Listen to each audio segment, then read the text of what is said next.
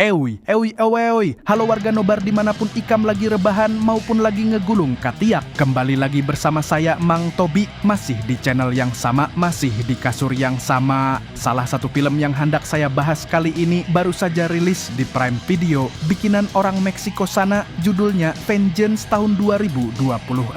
Film ini dibintangi Om Omar Chaparro yang di negaranya terkenal sebagai pelawak nomor 1, tapi di film ini mukanya dipasang galak banar kayak dosen pembimbing yang skripsinya sudah revisi 7 kali masih salah juga. Kebetulan akhir pekan kemarin warung kopi saya tutup karena si abang yang biasa bantu lagi pulang kampung ke Martapura. Jadi daripada saya hulang-huleng sendirian di kosan, mending saya sempatkan review film bagus ini untuk warga nobar semua. So, tanpa berlama-lama lagi siapkan mata, telinga dan anu-anuan kalian semua, seduh kopinya, gulung sarungnya, mari kita nonbar.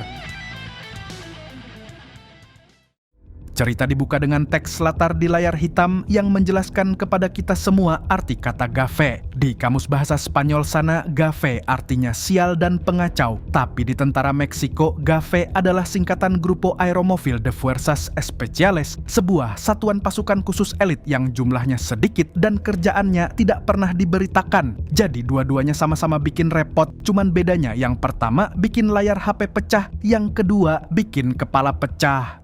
¿Quiénes somos?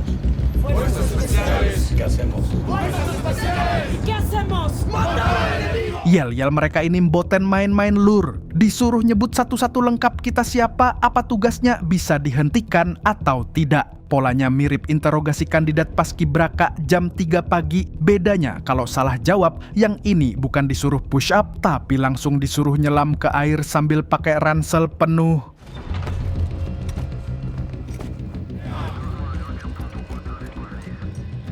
Malam itu bubuhannya nih sedang menjalankan misi untuk menangguk seorang pensiunan kolonel bernama Hector Luna. Pak Luna ini bukan kakek biasa, beliau adalah mantan pemimpin skuad maut paling haus darah dalam sejarah Meksiko, sekaligus pengedar senjata yang barang dagangannya diambil langsung dari gudang angkatan darat. Jadi kayak oknum yang ditangkap karena jual narkotika, tapi barangnya ternyata hasil sitaan dari kantornya dia sendiri. Tolong dicatat dulu dalam hati ya warga nobar, institusi militer yang jual senjata ke mafia, ini pondasi seluruh film, nanti balik lagi di bagian akhir.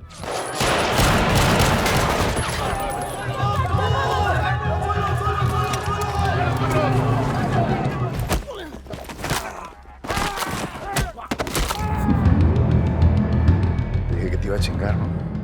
Dan ya, operasi berjalan rapi tanpa perlawanan berarti. Pemimpin tim adalah Kapten Carlos Estrada, julukannya Toro, yang dalam bahasa Spanyol berarti bantang. Kita panggil saja Bang Toro. Beliau memimpin 3 orang terdekatnya. Pertama, Kapten Miguel, sahabat lama 12 tahun jadi partner, kita panggil Pak Miguel. Kedua, Letnan Dolores alias Lola, satu-satunya cewek di tim yang galaknya melebihi ibu kos naikin harga sewa tiap 3 bulan, kita panggil Nona Lola. Ketiga, pemuda tanpa nama yang dijuluki si anak baru abadi karena saking lamanya pangkat kada naik-naik sampai anak baru angkatan bawahnya pun sudah punya anak baru lagi. Dilalah, posisi beliau mirip staf honorer di kelurahan yang sudah 9 tahun statusnya masih magang.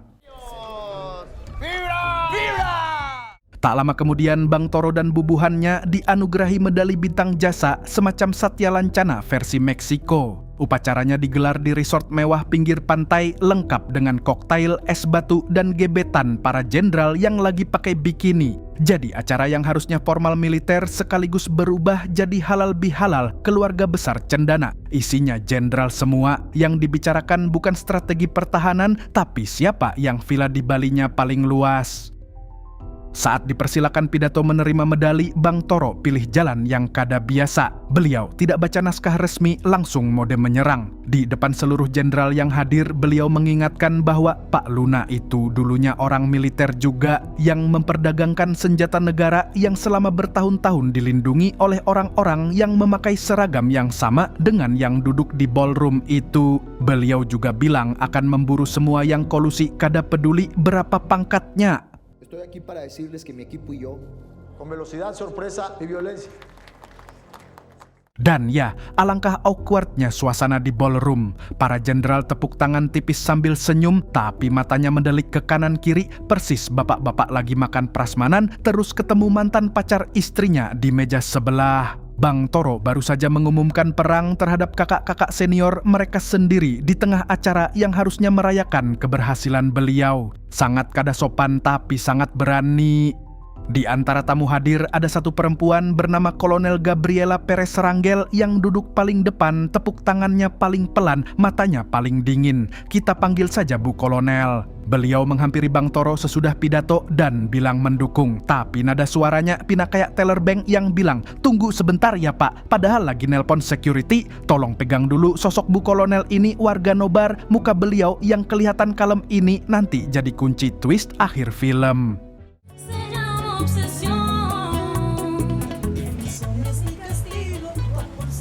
Acara selesai, Bang Toro pergi berlibur bersama istrinya, Alicia. Kita panggil saja Bu Alicia. Mereka sebenarnya lagi program punya anak tapi belum berhasil. Jadi Bu Alicia kelihatan sensi tiap kali suaminya bahas kerjaan di momen personal.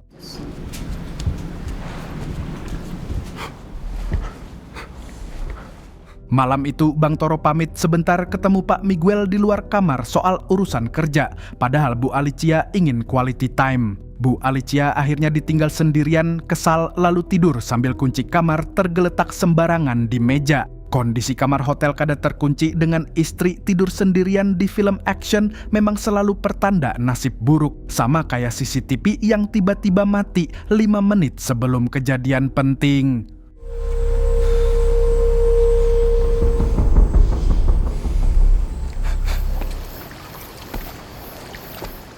Tepat saat Bang Toro dan Pak Miguel lagi ngobrol di luar, sekonyong-konyong Ahorita que está caliente, ¿para qué nos esperamos?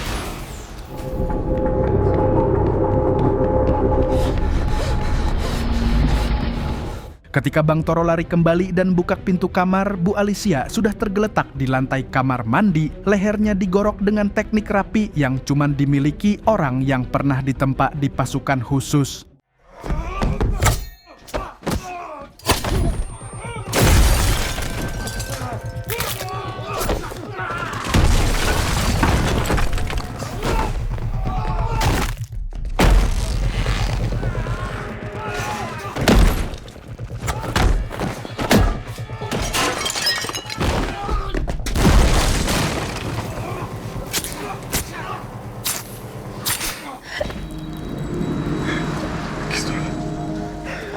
Alicia.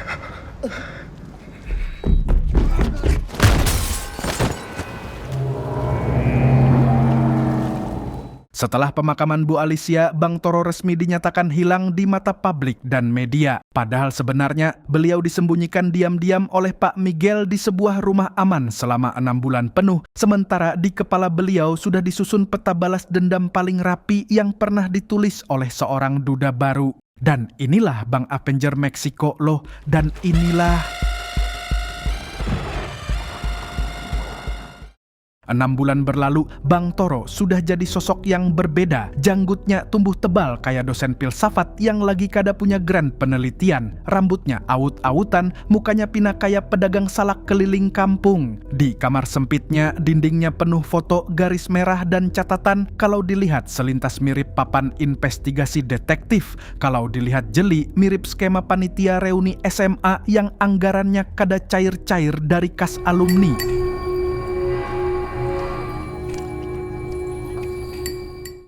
Pada hari itu Pak Miguel datang mengantar kiriman bulanan sekaligus update informasi. Bang Toro minta berkas lengkap pembunuh bayaran yang membunuh Bu Alicia, tapi Pak Miguel bilang data itu sudah dihapus dari sistem. Yang lebih aneh, Pak Miguel baru tahu bahwa Pak Luna yang katanya dipenjara ternyata disembunyikan di sebuah pangkalan militer. Pangkalan militer jadi tempat kos napi koruptor senjata, kayak kantor dinas yang parkirannya isinya mobil plat merah tapi pengemudinya pakai kaos oblong. Setelah Pak Miguel pulang, Bang Toro jalan sebentar ke warung pinggir jalan buat beli bir. Dilalah di warung itu datang seorang penjual tiket lotre nasional keliling menawarkan angka yang katanya mujur 83 kali. Bang Toro awalnya nolak pergi beberapa langkah, tapi seolah ada dorongan misterius, beliau balik lagi dan beli semua tiket yang masih tersisa di tangan penjual itu. Tak berapa lama berita TV mengumumkan jackpot lotre nasional Meksiko kali ini mencapai 1 miliar peso, setara kurang lebih 500 miliar rupiah. Angkanya dibaca satu persatu di layar 25888. Bang Toro menatap layar dengan muka datar lalu mencocokkan tiket yang tadi beliau beli. Dan ya, angkanya cocok. Bang Toro menang lotre 1 miliar peso padahal seumur hidup kada pernah main judi. Uang segitu kalau dirupiahkan cukup buat bangun puluhan sekolah di daerah tertinggal atau bisa juga buat satu pagar mewah di kantor kementerian. Y tantas cosas por hacer con este premio. ¿Qué has planeado? Bang Toro akhirnya datang ke gedung lotre nasional buat klaim hadiah. Karena janggutnya tebal dan rambut aut-autan, wartawan TV dan staf gedung kadang mengenali bahwa pria ini sebenarnya mantan kapten pasukan khusus yang dianggap hilang 6 bulan. Suasana seremonialnya heboh, wartawan ngerubung, kamera ngerubung, panitia lotre ikut nimbrung, semua kayak bapak-bapak kampung yang pertama kali lihat cucu lahir. Reporter TV menanyakan pertanyaan standar, mau dipakai untuk apa uangnya, disumbangkan atau dibuat jalan-jalan. Jawaban yang seharusnya juga standar, semacam bangun rumah untuk orang tua atau buka usaha bakso. Tapi Bang Toro diam dulu beberapa detik, matanya menerawang ke lensa kamera lalu mulai bicara dengan nada pelan yang bikin seluruh studio seketika terdiam. Voy a usar todo este dinero para encontrar. Siaran langsung TV Meksiko heboh seketika, produser di ruang kontrol teriak, "Cut, cut, cut." Bang Toro baru saja mengumumkan perang terbuka terhadap jaringan pembunuh istrinya di depan jutaan penonton nasional. Tapi yang sudah terucap kada bisa ditarik kembali. Seluruh Meksiko sekarang tahu Bang Toro masih hidup dan beliau datang bawa rencana.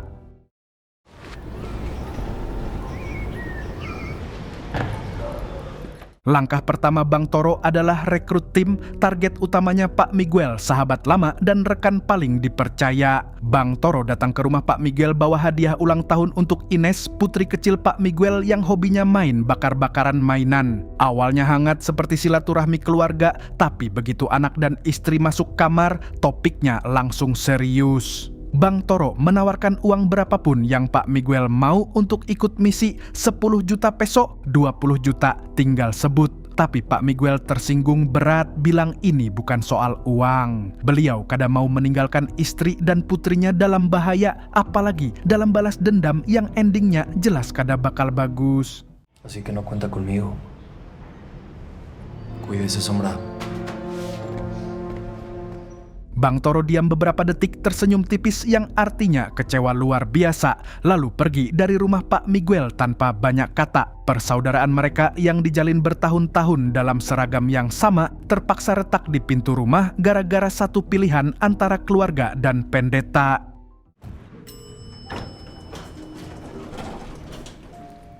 Beruntung, masih ada 2 loyalis yang langsung siap ikut tanpa banyak pertanyaan, si anak baru dan Nona Lola. Bang Toro kumpulkan mereka di warung taco pinggir jalan, meja penuh semua menu yang tersedia karena Bang Toro sekarang miliuner peso. Uangnya mau dibagikan sebagai bonus loyalitas, tapi si anak baru dengan sopan menolak, bilang beliau berutang nyawa sama Bang Toro, ini bukan tentang uang. Nona Lola cuma mengangguk sambil menyeruput soda. Malam itu juga tim balas dendam resmi terbentuk.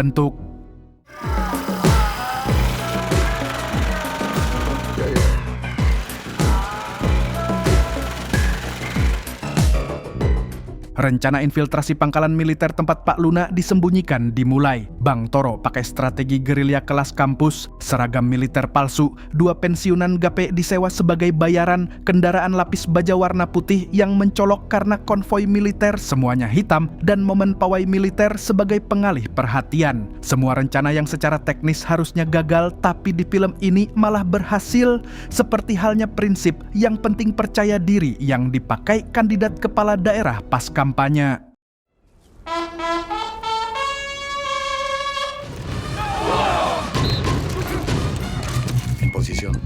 Sigo a fase 2. Si anak baru kebagian tugas paling teknis, matikan sirkuit listrik pangkalan dari panel kontrol utama.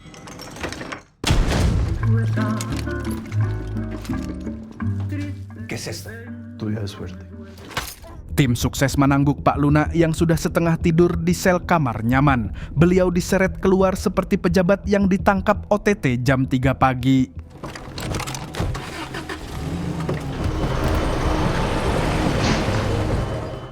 Sesi interogasi dimulai di rumah aman pinggir kota. Bang Toro tanya siapa yang nyuruh bunuh istrinya. Pak Luna bersikeras kada tahu namanya, cuman kenal profil umumnya. Pembunuh bayaran itu mantan gafe juga, lulusan akademi yang sama, dilatih di pelatuk yang sama.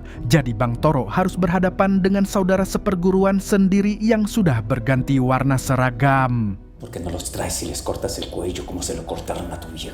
Pak Luna ini memang tipe antagonis yang masih sempat nyindir di detik-detik terakhir hidupnya. Bahkan mengusulkan Bang Toro menggorok leher keluarga Pak Miguel juga. Provokasi kelas bapak-bapak ronda yang hobi ngompor-ngomporin tetangga tawuran dari pos kamling. ¿Cómo se llama?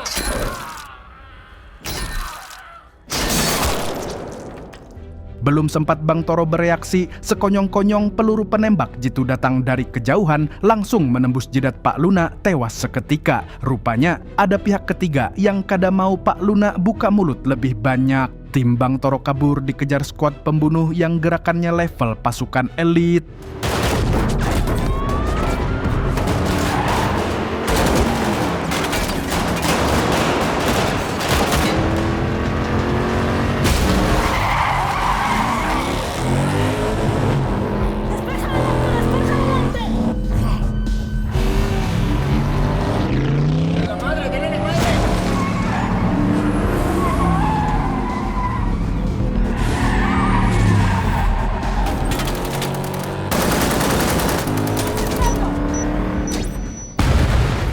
Kejar-kejaran pecah di jalan raya Mexico City. Bang Toro nyetir sambil tabrak-tabrakan, senggol taksi, senggol bus, senggol tukang jagung bakar pinggir jalan. Korban kolateral sudah menjadi fitur bawaan tiap film action. Biasanya kada pernah dibahas lagi di scene berikutnya. Para korbannya seolah langsung hilang begitu kamera pindah sudut.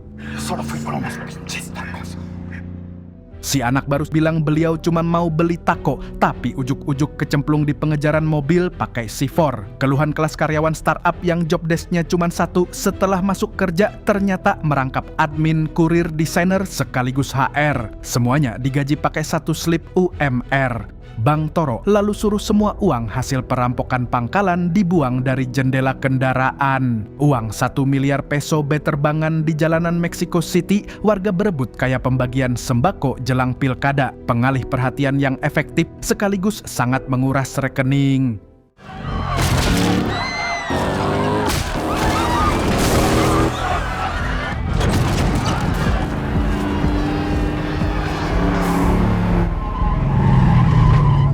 Setelah selamat, tim kembali ke markas rahasia yang dijuluki Wastu, rumah mewah pinggir kota dengan jacuzzi lengkap yang dibeli Bang Toro pakai uang lotre sisa yang belum dibuang.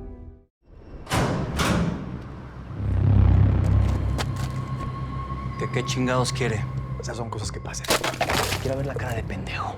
Y le daría las gracias si hubiera tenido los huevos de ayudarme a sacar a ¿Y Luna. mi familia qué? Pues no cuenta conmigo. Sea cobarde, ¿qué va a decir su hija? Di situ, Miguel membuka berkas salah satu penyerang yang berhasil diidentifikasi dan wajahnya langsung berubah pucat. Ternyata pembunuh bayaran bernama Juan Carlos Ortega alias Jakal. Yang bikin Bang Toro tambah mual, si Jakal ini memang benar mantan anggota GAFE, lulusan akademi yang sama, dilatih di pelatuk yang sama. Di berkasnya tertulis beliau adalah pelaku pembantaian helikopter yang membunuh sesama tentara tanpa ampun. Sudah masuk kategori penjahat perang menurut internal kemiliteran sendiri. Jadi Bang Toro sekarang bukan cuma berhadapan dengan pembunuh bayaran biasa, tapi dengan saudara seragam yang sudah berubah jadi anjing bayaran profesional. ¿Qué hace usted cumpliendo misiones por su cuenta? Beralih ke Pak Miguel yang sedang di pangkalan. Sekonyong-konyong beliau ditarik oleh Bu Kolonel Gabriela masuk ke kantor pribadi untuk sesi interogasi 4 mata. Bu Kolonel sudah mulai mencium Pak Miguel lah yang selama ini menyembunyikan Bang Toro dan ancamannya halus tapi mematikan. Mode komunikasinya campuran antara ibu kos lagi nanyain kapan uang sewa dibayar sama debt collector yang bilang, "Pak, kami datang baik-baik loh, padahal motornya parkir nutupin pintu garasi." Hay que arrestar al capitán. Es lo correcto.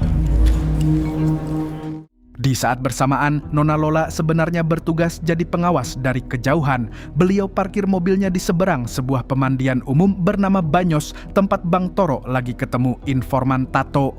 Begitu Nona Lola kirim pesan singkat ke ponsel Bang Toro yang isinya satu kata emboscada yang artinya penyergapan, tiba-tiba perkelahian sengit pecah di tengah jalanan kota malam itu. Nona Lola yang memang produk pelatihan gafe bukan kaleng-kaleng.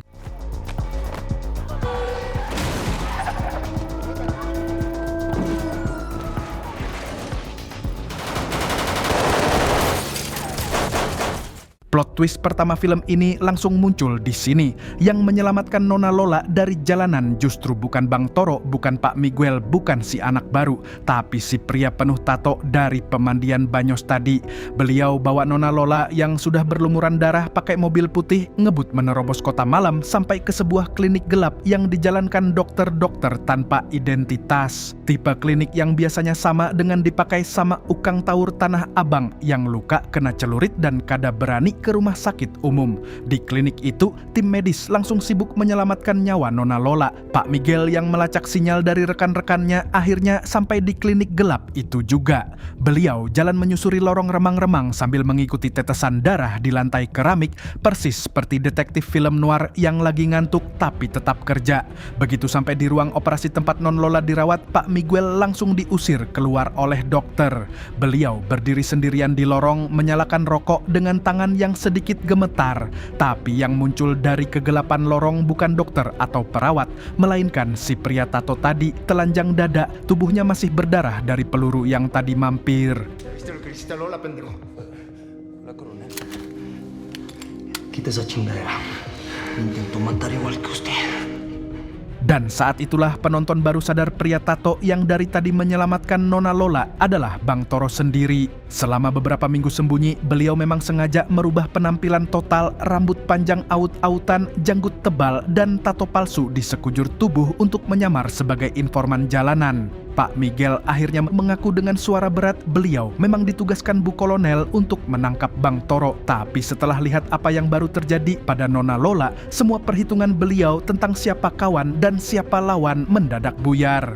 Dua sahabat lama itu berdiri di lorong yang sama dengan musuh yang sama, tapi belum tentu masih punya kepercayaan yang sama. Pak Miguel akhirnya berbaikan di tengah situasi hidup mati, sadar bahwa dirinya juga akan dihabisi Bu Kolonel cepat atau lambat. Beliau bergabung kembali dengan Bang Toro, mereka berdua tantang Bu Kolonel ketemu langsung di markasnya hari itu juga. Bu Kolonel setuju tanpa ragu, kelihatan antusias.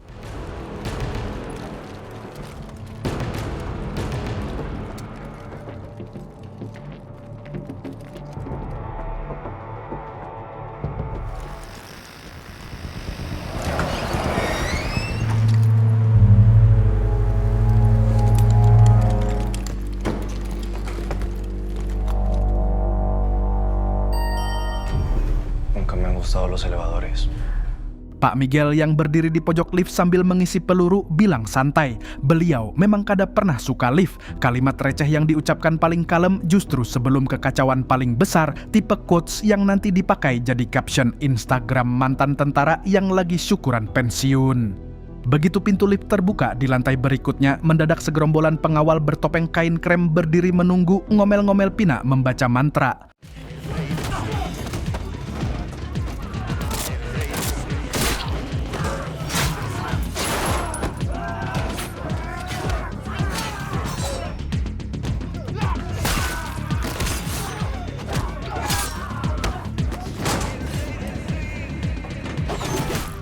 Pak Miguel langsung lompat keluar lift sebelum mereka sempat masuk, lalu menembaki dari balkon koridor luar. Sementara Bang Toro yang ketinggalan di dalam lift harus melawan pengawal-pengawal itu dengan jarak 1 meter di kabin sempit penuh darah dan kaca pecah.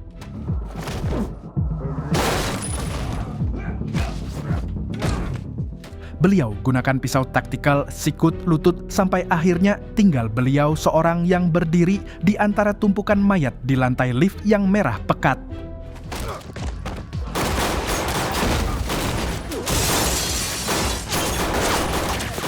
Sementara di lantai atas, Bang Toro justru terdesak. Setelah berhasil menembaki beberapa pengawal di koridor, beliau disergap 2 pengawal bertopeng yang muncul dari ruangan tertutup.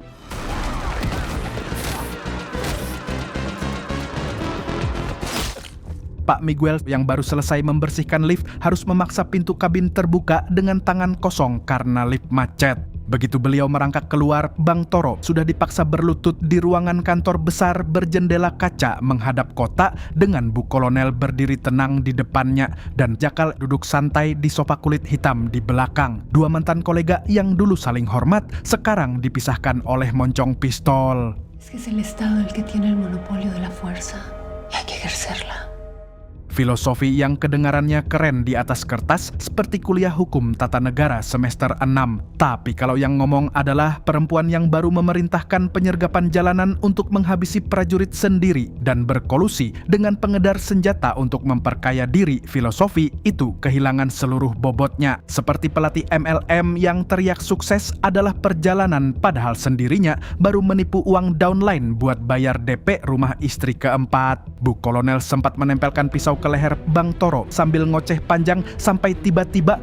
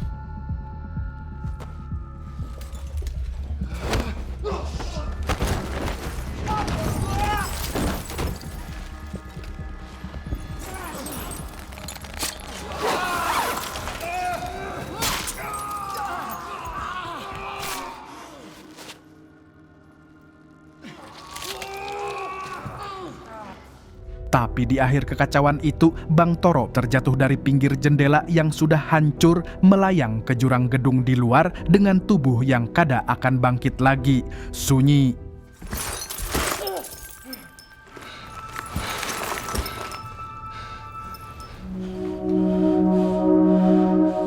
Setelah kekacauan di gedung kantor itu mereda, film langsung melompat ke ending. Pak Miguel naik ke rooftop sebuah gedung tinggi di tengah kota. Ia berdiri sendirian di tepi tembok pembatas, menatap deretan gedung-gedung pencakar langit yang berdiri tegak kayak karyawan startup yang baru kena PHK pertama di hidupnya. Kelihatan masih utuh, tapi sebenarnya sudah retak dari dalam. Semua kelihatan tuntas. Tapi kita semua tahu film balas dendam yang bagus kada pernah benar-benar tuntas di menit ke-90. ¿Usted cree que quedó satisfecho con su venganza? Seguro sí. Arrasó con todos, también con nosotros. Kalimat itu menggantung kayak iklan judi online yang muncul di tengah video. Kada diharapkan tapi langsung mengubah seluruh suasana. Karena yang dimaksud beliau bukan cuma tim kecil mereka, tapi seluruh bubuhan gafe, seluruh pasukan khusus, seluruh institusi yang dulu mereka percayai. Masih ada jenderal-jenderal lain yang menampung uang dari Bu Kolonel. Masih ada jaringan perdagangan senjata yang belum disentuh sama sekali. Hoy empezamos. Usted y yo. Dan dengan kalimat itu, perang baru dimulai.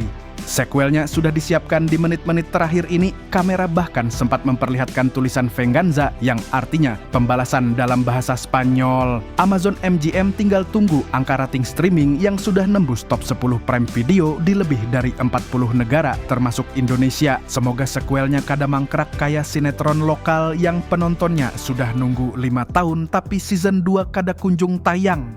Tamat. Ending yang cukup mempenjenskan, filmnya sengaja kada menyelesaikan semua karena balas dendam di dunia korupsi institusional memang kada pernah tuntas cuma dengan satu kali pelatuk ditarik. Kalau mau benar-benar tuntas harus tekan akarnya. Masalahnya akarnya ada di struktur institusi itu sendiri. Sama persis seperti kasus dugaan pelecehan di Fakultas Hukum kampus ternama yang viral bulan lalu. Pelakunya disebut-sebut anak pejabat, pembelanya pejabat, penengahnya pejabat, semua meja bundar diputar-putar terus tapi kada ada yang keluar jadi kesimpulan. Fenomena polisi gadungan yang kerap diciduk pakai seragam lengkap di pinggir jalan pun sebenarnya bentuk kecil dari masalah yang sama. Orang awam sudah kada bisa bedain mana seragam asli, mana yang palsu, mana yang berwenang, mana yang pura-pura berwenang. Bang Toro di Meksiko menghadapi masalah tingkat negara, kita di Indonesia menghadapi yang lebih kecil tingkat tikungan jalan, tapi rasanya sama, kepercayaan pada institusi sudah lama retak. Oke warga Nobar, itulah tadi alur cerita lengkap dari film Vengeance 2026 produksi Meksiko. Seru kada menurut kalian semua?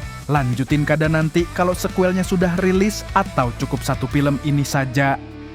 Pesan yang bisa Ikam ambil dari film ini adalah balas dendam itu boleh-boleh saja kalau luka Ikam memang terlalu dalam untuk dimaafkan. Tapi ingatlah, setiap peluru yang Ikam lepaskan pasti memindahkan sesuatu. Entah nyawa musuh, entah nyawa Ikam sendiri, atau entah nyawa orang kada bersalah yang kebetulan lewat. Jangan pernah memulai perang yang Ikam kada siap hidupi seumur hidup. Balas dendam itu bukan garis finish, tapi langganan bulanan yang kada bisa dicabut sampai nyawa Ikam sendiri habis. Saya Mang Tobi mewakili jajaran warung kopi yang bertugas mengucapkan terima kasih dan sampai jumpa di video selanjutnya. Burung Kuntul pamit undur diri.